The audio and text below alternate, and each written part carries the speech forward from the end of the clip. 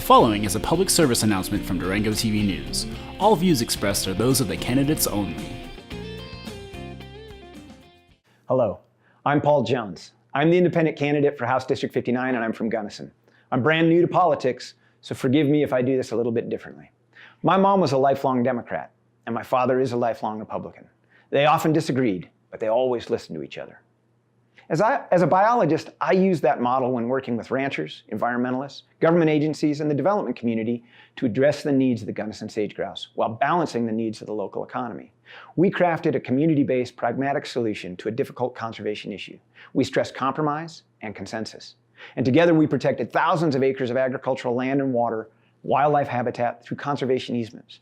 We developed agreements that allowed local agricultural operations to continue even though the bird has been listed as a threatened species under the Endangered Species Act. By working together, rather than focusing on differences, we secured a future for the local economy, as well as this incredibly unique species. Unfortunately, party politicians often take the opposite tack. Both parties focus on their differences and they're drifting further and further away from each other. They've divided the political landscape without the consent of the voters, and people are disenchanted with them.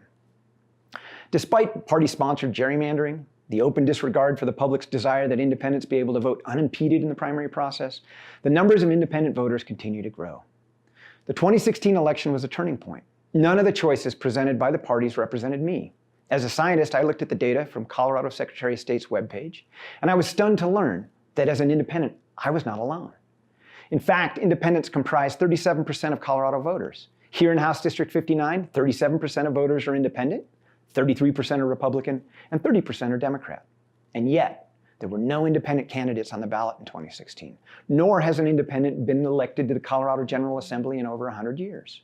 Contrary to what many party leaders say, independents aren't ignorant, but we are frustrated with the choices that the parties insist that we accept.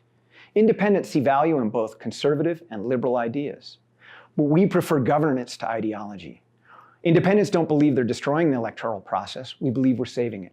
Party loyalists say that we're spoilers, but in a system this rotten, the only thing independents can spoil is the status quo. So I'm proud to be the first independent candidate to appear on the ballot for House District 59. I'm proud to be the first independent candidate to ever be endorsed by the Colorado Chamber of Commerce.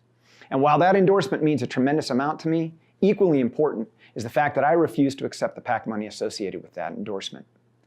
I plan to be the very first independent candidate to be elected to Colorado's State House, and I'm going to do it with donations from individuals, not from special interests or PACs. As an independent, I will always put Colorado ahead of party. I'm Paul Jones, and I'd like you to vote for me this fall. The previous presentation has been a public service announcement from Durango TV News.